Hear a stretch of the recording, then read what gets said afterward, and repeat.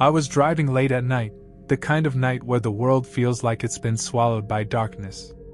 The highway stretched ahead endlessly, illuminated only by the weak glow of my car's headlights. I'd been on the road for hours, my body aching from the stiff seat, and my eyes stinging from the strain of keeping them open. I wasn't even sure why I'd agreed to this ridiculous road trip alone, but there I was, miles away from any semblance of civilization, craving caffeine and a quick break. When I saw the gas station's flickering neon sign in the distance, it felt like a lifeline. The sign read, "Bulk hollow gas and convenience," in buzzing red and blue. I pulled into the station, the tires crunching on loose gravel as I parked near the pump. The place looked old and rundown, like it hadn't seen a coat of paint in decades. The fluorescent lights above the pumps buzzed and flickered, casting eerie shadows. Only one other car was there, an old, rusty pickup truck parked on the far side of the lot. I stepped out of my car, the cold night air biting at my skin. The silence was oppressive, broken only by the hum of the lights and the distant chirping of crickets. The convenience store was small, with grimy windows that barely revealed the dim interior. As I walked toward the entrance, the door creaked open, and a man stepped out. He was tall and wiry, with a face that seemed too sharp for comfort. His eyes were sunken, dark, and unsettling, as if they'd seen too much or perhaps not enough. He gave me a tight-lipped smile that didn't reach his eyes. "Evening," he said, his voice gravelly. Evening," I replied, forcing a polite smile. He lingered for a moment, looking me over in a way that made my skin crawl, before he walked toward the pickup truck. I shook off the unease and stepped inside the store. The interior was as bleak as the outside. The fluorescent lights buzzed overhead, casting a sickly yellow glow over the aisles of snacks, dusty shelves, and a counter manned by an older man who barely glanced up from his magazine. I grabbed a coffee from the self-serve station, the machine sputtering as it dispensed a weak, lukewarm brew. I added a packet of sugar and stirred, my mind wandering back to the man outside. Something about him had been off. Maybe it was the way he stared, or the way his smile felt more like a warning than a greeting. I tried to shake the feeling, reminding myself that not everyone who looked creepy was actually dangerous. I paid for the coffee and headed back to my car. The pickup truck was still there, but the man was nowhere in sight. I filled my tank, the sound of the gas pump's rhythmic click oddly soothing in the stillness of the night. Just as I replaced the nozzle and closed the cap, I heard a faint rustling behind me. I turned quickly, my heart racing, but there was nothing. Just the empty lot and the shadows cast by the flickering lights. I'd almost convinced myself it was my imagination when I heard it again, louder this time, the unmistakable sound of gravel crunching underfoot. "Hello?" I called out, my voice trembling. No response. I scanned the area, my eyes darting to every shadow, every corner. Then I saw him, the man from earlier, standing near the edge of the lot, half hidden in the shadows. He wasn't moving, just standing there, watching me. My instinct screamed at me to get in the car and leave, but my pride refused to let me show fear. "Can I help you?" I asked, trying to sound confident. He didn't answer. Instead, he took a slow step forward, his movements deliberate and unsettling. I'd seen enough horror movies to know this was the part where the smart protagonist got the hell out of there, so I hurried to my car, fumbling with the keys as I unlocked the door. I slid into the driver's seat and locked the doors, my hands shaking. The man was still standing there, now closer, his face partially illuminated by the weak light. His expression was blank, but his eyes burned with an intensity that made my stomach churn. I started the car, the engine's roar breaking the silence. The man didn't flinch. As I put the car in gear and prepared to drive away, he suddenly sprinted toward me. My heart leapt into my throat as I slammed on the gas, the tires screeching as I sped out of the lot. I kept glancing in the rearview mirror, expecting to see him chasing after me, but the road behind me was empty. My breathing was ragged, my mind racing. What the hell had just happened? After driving for a few miles, I started to calm down. Maybe he was just some weirdo trying to scare me. Still, I couldn't shake the feeling that I was being watched. The darkness around the highway felt heavier, more oppressive. I glanced at the mirror again, and my blood ran cold. Headlights. 2 of them, far in the distance but gaining on me fast. I pressed the gas pedal harder, my car speeding down the desolate road. The headlights grew closer, the vehicle behind me now unmistakably the same rusty pickup truck from the gas station. My mind raced through my options. There was no one around, no police station, no houses, just endless stretches of road and trees. The pickup truck swerved into the oncoming lane, pulling up alongside me. I glanced over and saw the man behind the wheel, his face twisted into a manic grin. He shouted something I couldn't hear over the roar of our engines and then swerved toward me, forcing me to veer onto the shoulder. My tires skidded on the loose gravel, and I fought to keep control of the car. I had no choice but to slow down and pull back onto the road. The pickup truck fell behind me for a moment, and I thought maybe he'd given up. But then he rammed into the back of my car, the impact jarring me forward in my seat. My coffee spilled all over the dashboard, the scalding liquid soaking into my jeans. Panic set in as I realized he wasn't going to stop. I needed to find help, or at least get away. Up ahead, I saw a sign for a rest area. It wasn't much, but it was better than nothing. I veered onto the exit ramp, my tires screeching as I took the turn too fast. The pickup followed, its headlights glaring in my mirrors.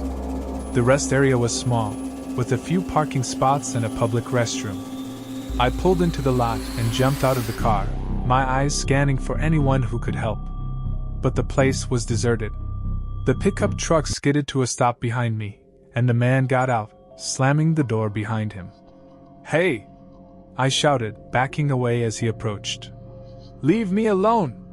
He didn't say a word, just kept coming toward me with slow, deliberate steps. In the dim light of the rest area, I could see his hands, one of them gripping something metallic. A wrench. I turned and ran, my feet pounding against the pavement as I headed for the restroom. I burst through the door and locked myself in a stall, my heart hammering in my chest. I pulled out my phone, my hands trembling as I dialed 911. The operator's calm voice was a stark contrast to my panic. "911, what's your emergency?" "I'm being followed," I whispered, trying to keep my voice steady. "He's outside. He has a weapon." "Stay where you are," the operator said. "We're sending someone to your location. Can you describe him?" Before I could answer, I heard the restroom door creak open. My blood turned to ice as his heavy footsteps echoed through the small space. I clamped a hand over my mouth, trying to stifle my breathing. "You can't hide forever," his voice called out, low and menacing. The sound of metal scraping against the tiles made my skin crawl.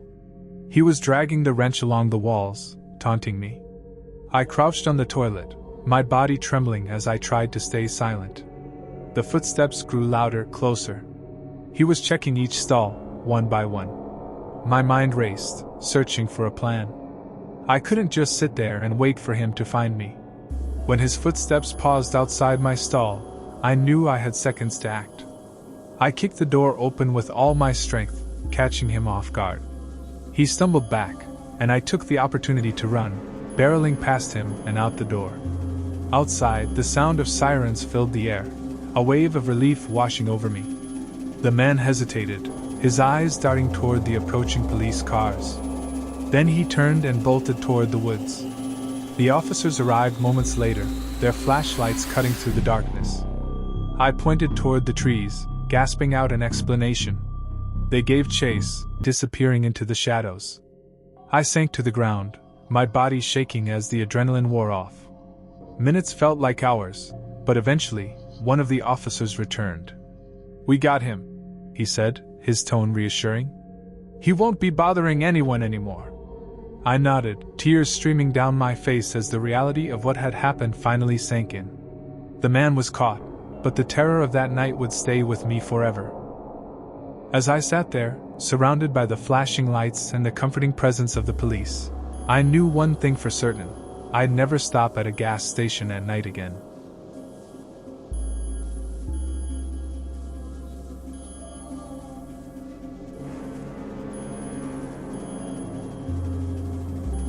I had been on the road for hours, driving through an unfamiliar rural area.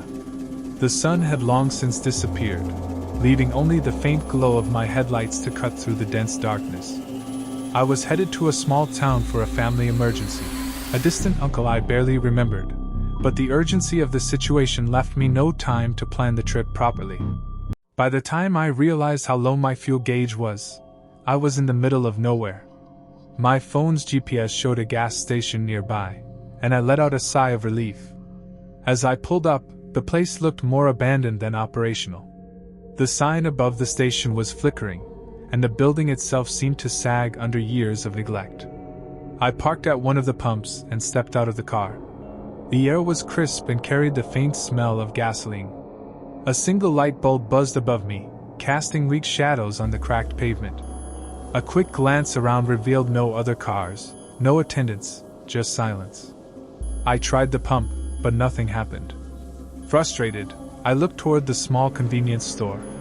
Its windows were dusty, and the interior lights were dim, but the sign on the door read, "Open."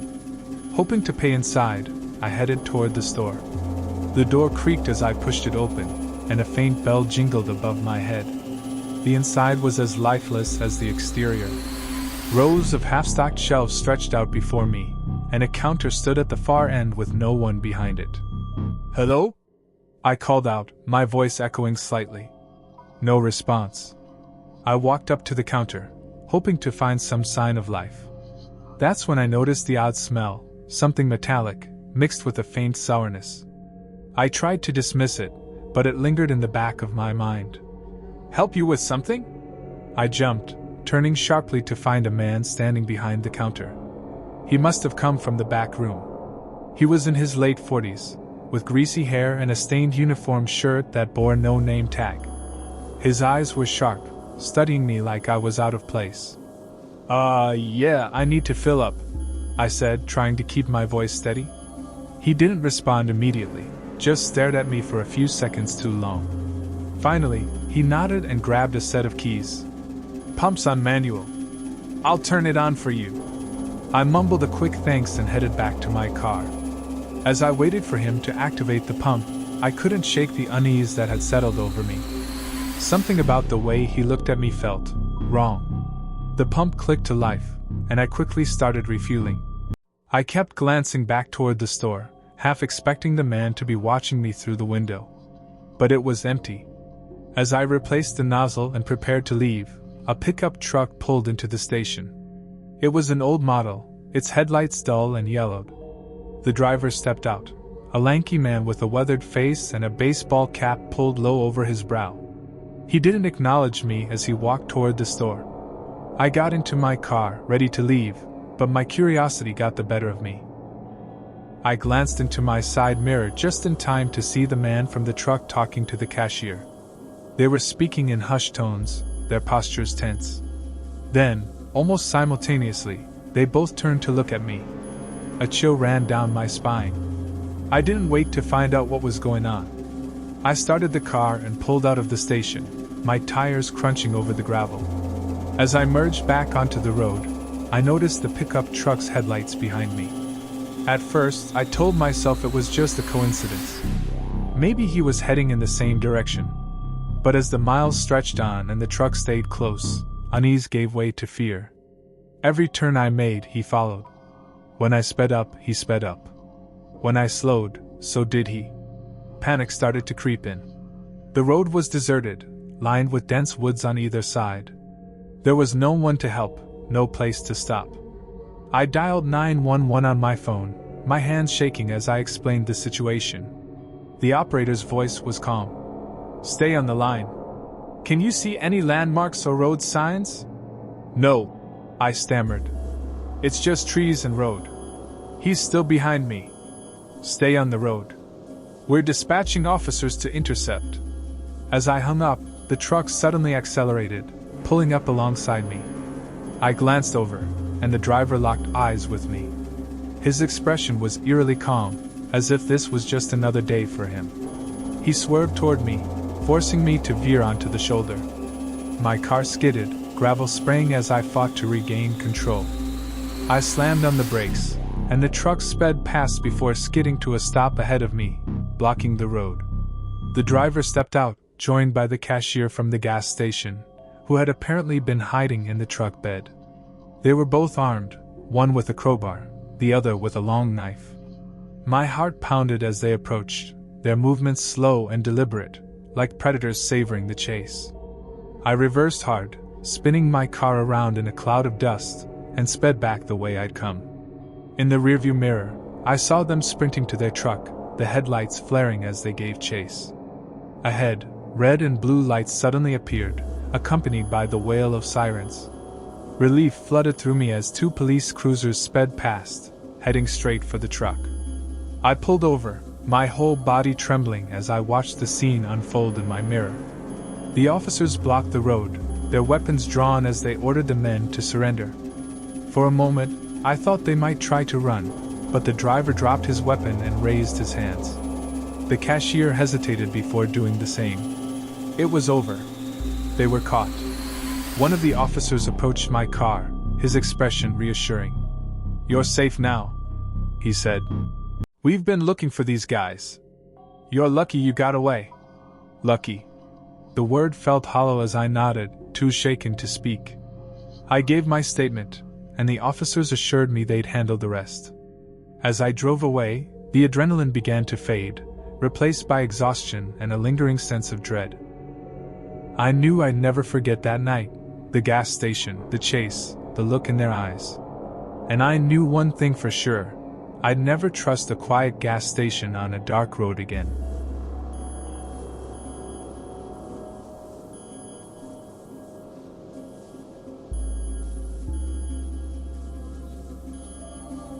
It was nearing midnight when my old sedan began sputtering, warning me that I'd pushed it too far.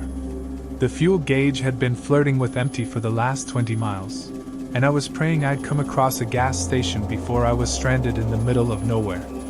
The highway I was on wasn't exactly bustling, more like a forgotten stretch of road that hadn't seen much use since the newer interstate opened years ago. As if on cue, a dimly glowing sign came into view up ahead. "Rest Point Gas open 24/7. It read, though the flickering neon made it seem less like an invitation and more like a warning. The building itself looked worn down, with faded paint peeling off the walls and a single pump standing crooked in the lot. But beggars can't be choosers, and I had no other options. I pulled in, the gravel crunching under my tires as I parked by the pump. The place was eerily quiet, save for the occasional chirp of crickets and the hum of the buzzing overhead light. A quick scan of the area showed no other cars, no attendants, no signs of life. I stepped out of the car, glancing around uneasily. "Hello?" I called out, but my voice was swallowed by the night. Shrugging off the creeping unease, I walked toward the small convenience store attached to the station. A fluorescent light flickered overhead as I approached the glass door, and as I pushed it open, the little bell above it jingled. The interior was even more dismal than the exterior. Rows of dusty shelves were lined with stale snacks and canned goods that looked older than me. Behind the counter sat a man who looked like he hadn't slept in days. His unkempt hair and sunken eyes gave him the appearance of someone barely holding on. He glanced up as I entered, his expression blank. "Pump broken?" I asked, trying to keep the conversation light. He didn't answer right away. His gaze lingered on me, scrutinizing, before he finally muttered, "Prepay only. Pump's manual."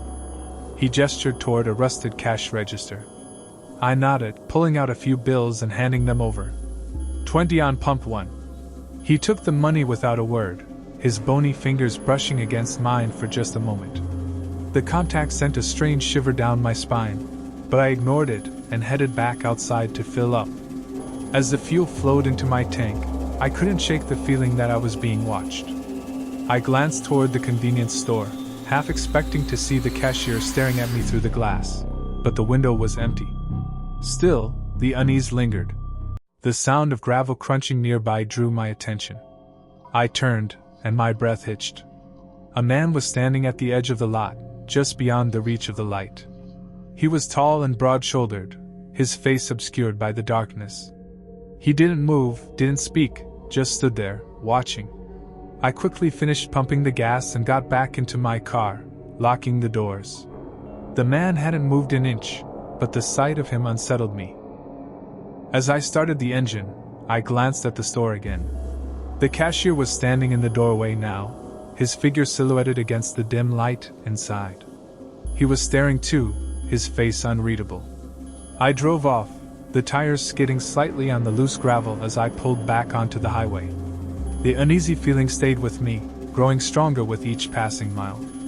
I glanced in the rearview mirror and froze. Headlights. A vehicle was following me, its lights dimmed as if trying not to draw attention. I gripped the steering wheel tighter, my mind racing. Was it the man from the gas station?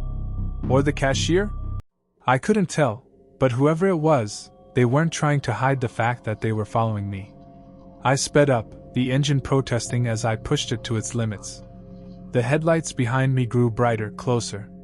The vehicle was gaining on me, and the road ahead was nothing but darkness.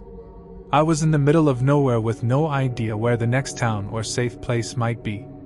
The vehicle behind me, a battered pickup truck, suddenly surged forward, its grille nearly touching my bumper. My heart pounded as it swerved to the side, trying to pull up alongside me. I caught a glimpse of the driver, a scruffy man with wild eyes and a grin that sent chills down my spine. He gestured for me to pull over, but there was no way I was stopping. The truck rammed into the side of my car, the impact jolting me so hard I nearly lost control. I fought to keep the car steady, my hands trembling as I gripped the wheel. My mind raced through my options. There was no way I could outrun him, not with my car in the state it was. Then I saw it, a narrow dirt road branching off from the highway. It was risky, but it was my only chance.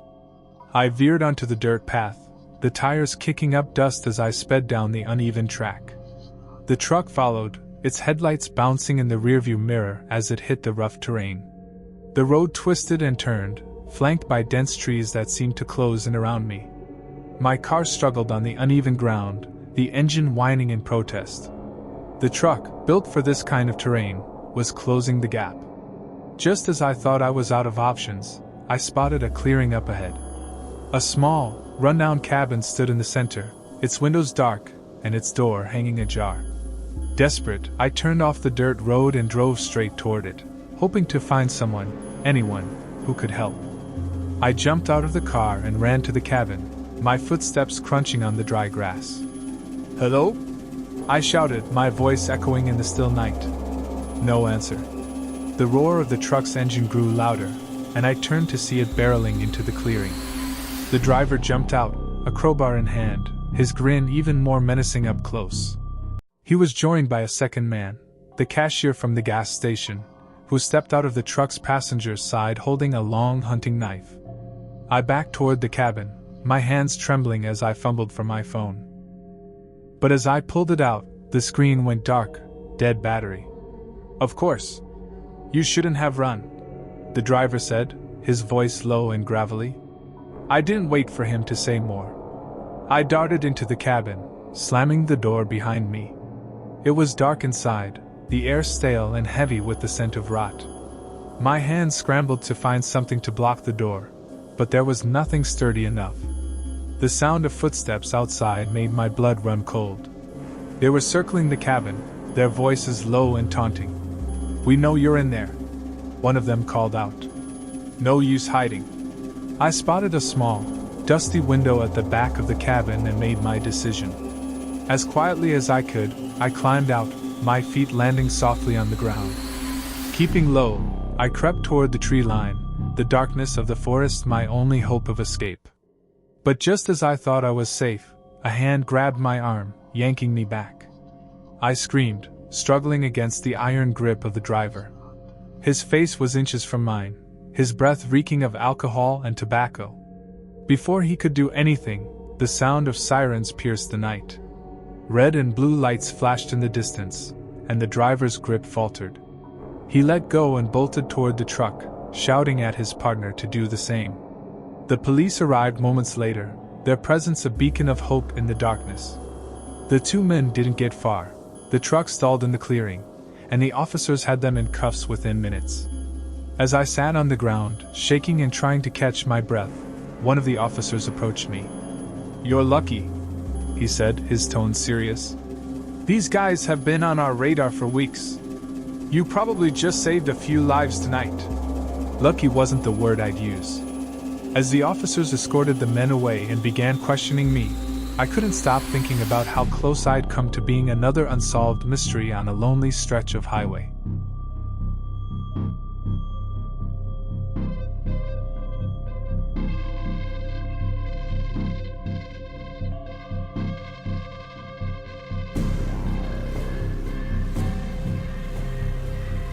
Hey everyone, I hope you're enjoying the content. As a college student, I work hard to create these videos, and I edit everything on my mobile phone. I'm hoping to upgrade to a laptop to improve the quality of my videos, but I don't want to ask for money directly. This Christmas, if you enjoy what I do, I'd be incredibly grateful if you could consider subscribing to the channel. It would mean the world to me. Your support helps me so much as I continue working toward my goals. Wishing you all a very Merry Christmas. May this festive season bring you joy and warmth. Thanks again for your support, and stay tuned for more.